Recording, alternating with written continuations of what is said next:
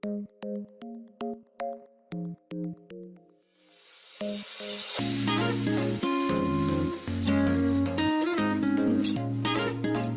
name is Paolo Canonico. I'm in textile field since 30 years.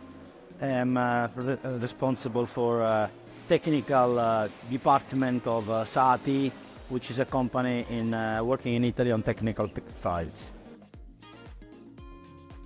SAATI is based in Appiano Gentile, which is in Como province, but the factories of SAATI are spread in the world, in China, Germany, France, United States. The goal of the organization is to create textile for industrial use, for industrial application. Main application are screen printing, filtration. I'm the global technical director. I'm responsible for all the technical matters in the company, innovation and production. We're working on textile, coatings, nanotechnologies.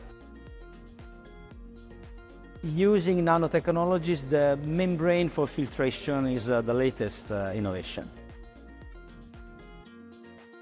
Because I think that the innovation comes also from sharing information, and it's important to see what also other experts and companies are doing in the sector of textiles.